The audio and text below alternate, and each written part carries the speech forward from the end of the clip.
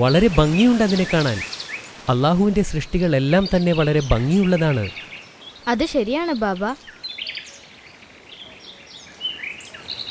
ഇന്ന് ബാബ ഏത് നബിയുടെ കഥയാണ് പറയാൻ പോകുന്നത്? ഇന്ന് ഞാൻ നിനക്ക് 2 വ്യത്യസ്ത പ്രവാചകന്മാരുടെ കഥകളാണ് പറഞ്ഞു തരാൻ പോകുന്നത്.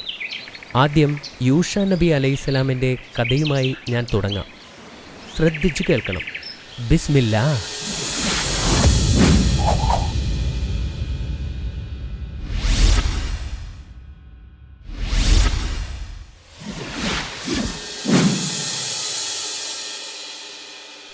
പ്രവാചകൻ യൂഷ നബി അലൈഹിസ്സലാം മൂസാ നബിയുടെ ചെറുമകനാണ്.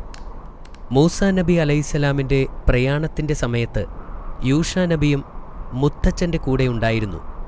മൂസാ നബിക്ക് യൂഷ നബിയെ ഇഷ്ടമായിരുന്നു. അതുകൊണ്ട് തന്നെ പ്രധാനപ്പെട്ട പല കാര്യങ്ങളും അദ്ദേഹത്തെ ഏൽപ്പിച്ചിരുന്നു. അവർ മരുഭൂമിയിലൂടെ നീണ്ട 40 വർഷക്കാലം അലഞ്ഞു നടന്നു. മൂസാ നബി വഫാത്തായപ്പോൾ ഇസ്രായേലിനെ നയിക്കുന്ന ചുമതല യൂഷ നബി ഏറ്റെടുത്തു. അവർ കുറേ ദിവസം യാത്ര ചെയ്ത് ഒടുവിൽ ജോർദാൻ നദീതീരത്തെത്തി. പ്രവാചകനും ജനങ്ങളും നദി കടന്ന് ജെറിക്കോ നഗരത്തിലെത്തി. വലിയ കെട്ടിടങ്ങളും വലിയ മതിലുകളും ഉള്ള ഒരു മനോഹരമായ നഗരമായിരുന്നു ജെറിക്കോ.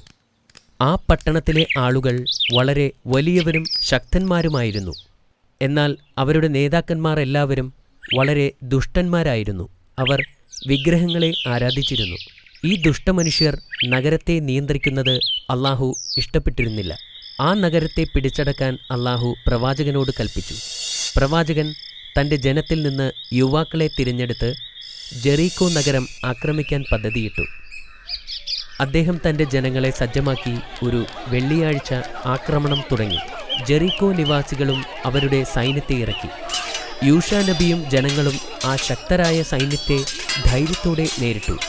ഒരു ദിവസം മുഴുവൻ അവർ അവരുമായി യുദ്ധം ചെയ്തു. സൂര്യൻ അസ്തമിക്കാറായപ്പോൾ പ്രവാചകന് ഉത്കണ്ഠയായി. കാരണം അടുത്ത ദിവസം ശനിയാഴ്ചയാണ്. അത് അവർക്ക് വിശുദ്ധ ദിനമായിരുന്നു. ആ ദിവസം അവർ യുദ്ധം ചെയ്യില്ല. ഓ അല്ലാ, സൂര്യൻ അസ്തമിക്കുന്നതിനെ നീ തടയുക എന്ന് അദ്ദേഹം അള്ളാഹുവിനോട് പ്രാർത്ഥിച്ചു. അത് ഒരു അത്ഭുതമായിരുന്നു. സൂര്യൻ മണിക്കൂറുകളോളം അസ്തമിച്ചില്ല. സൂര്യൻ അതുപോലെ തന്നെ ആകാശത്ത് തിളങ്ങി നിന്നു. പ്രവാചകനും ജനങ്ങളും ശക്തമായി പോരാടുകയും ഒടുവിൽ യുദ്ധത്തിൽ അവർ വിജയിക്കുകയും ചെയ്തു.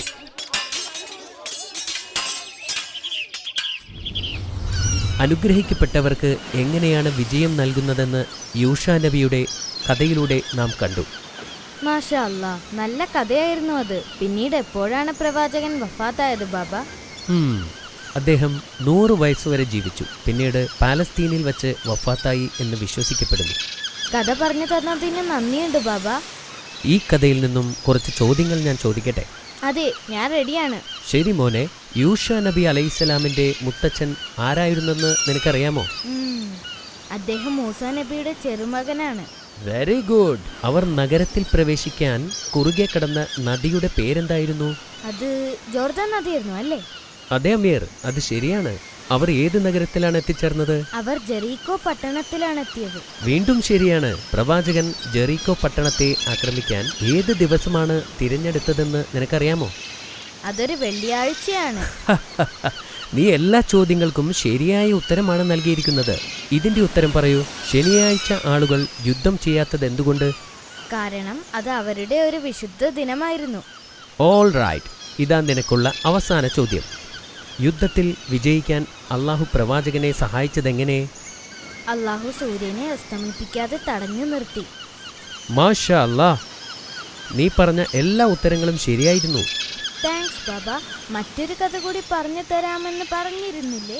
ശരി മോനെ, ഇനി ഞാൻ ഹിസ്കിൽ നബി അലൈഹിസ്സലാമിന്റെ കഥ കൂടി പറഞ്ഞു തരാം. മാഷാ അല്ലാ, മറ്റൊരു കഥ കൂടി. ശ്രദ്ധിച്ചു കേട്ടോളൂ. ബിസ്മില്ലാ.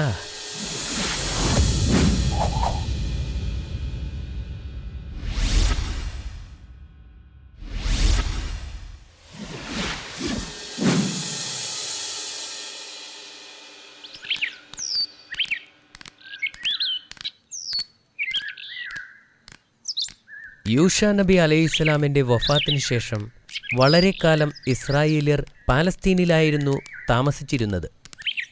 ആ സമയത്ത് ഗ്രാമത്തിലാകെ ഒരു രോഗം ബാധിച്ചു. ആളുകൾ എല്ലാവരും മരിക്കുന്നു. എല്ലാവർക്കും ഭയമായിരുന്നു. ജനങ്ങൾ അവരുടെ കുടുംബവും മറ്റു വസ്തുക്കളുമായി ആ ഗ്രാമത്തിൽ നിന്നും ഓടിപ്പോയി. സ്വന്തം രക്ഷയെക്കുറിച്ചോർത്ത് ആളുകൾ ഓടിപ്പോകുന്നത് കണ്ടപ്പോൾ അള്ളാഹുവിന് കോപം വന്നു. ദിവസങ്ങളോളം സഞ്ചരിച്ച് അവർ പ്ലാറ്റോയുടെ മുകളിൽ താമസമാക്കി. അപ്പോഴാണ് മരണദൂതൻ അവരെ വിളിച്ചു പറഞ്ഞത്, നിങ്ങൾ എല്ലാവരും മരിക്കും എന്ന്. ആ ദിവസം തന്നെ എല്ലാവരും ആ പീഠഭൂമിയിൽ മരിച്ചു വീണു.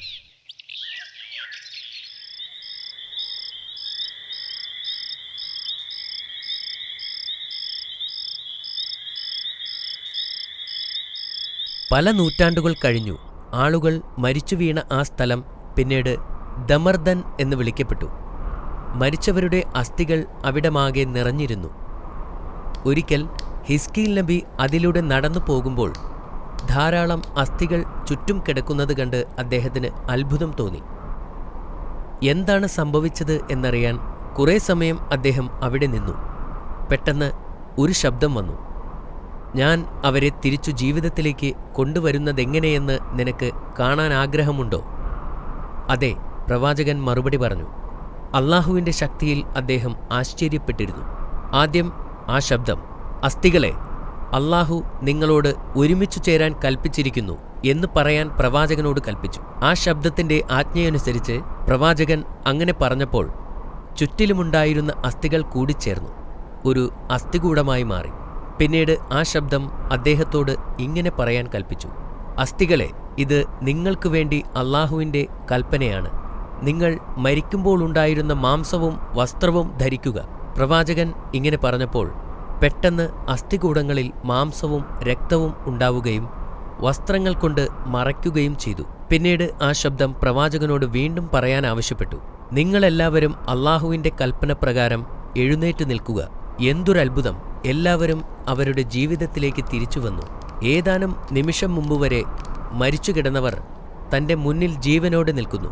പ്രവാചകന് തൻ്റെ കണ്ണുകളെ വിശ്വസിക്കാൻ കഴിഞ്ഞില്ല. മാഷാ അല്ലാ, നല്ല കഥയായിരുന്നു അത്. നിനക്ക് ഈ കഥ ഇഷ്ടപ്പെട്ടതിൽ എനിക്ക് സന്തോഷമുണ്ട്. ശരി, ഇപ്പോൾ ചോദ്യത്തിന് റെഡിയാണോ? റെഡിയാണ്. എന്തിനാണ് ആളുകൾ പലസ്തീനിൽ നിന്നും പലായനം ചെയ്തത്? മരണത്തെ ഭയന്നാണ്. അത് ശരിയാണ്. എന്നിട്ടവർ അതിനെ അതിജീവിച്ചിരുന്നോ? ഇല്ല, മരണദൂതന്മാർ അവരെയെല്ലാം കൊന്നുകളഞ്ഞിരുന്നു. Very good. എങ്ങനെയാണ് അവർക്ക് ജീവൻ തിരിച്ചു കിട്ടിയത്? പ്രവാചകൻ കാരണമായിരുന്നു അത്. ഒരു ശബ്ദത്തിന്റെ നിർദ്ദേശപ്രകാരം പ്രവാചകൻ ചില വാക്കുകൾ പറഞ്ഞപ്പോൾ അവർക്ക് ജീവൻ തിരിച്ചു കിട്ടി. മാഷാ അല്ലാഹ്, ദാറ്റ് വാസ് ഗ്രേറ്റ്. നീ എല്ലാ ഉത്തരങ്ങളും ശരിയായി തന്നെ നൽകി. താങ്ക്സ് ബാബ. ഓൾ റൈറ്റ്, ഞാൻ മറ്റൊരു കഥ നാളെ പറഞ്ഞു തരാം. Okay Baba. Good night my son. Good night Baba.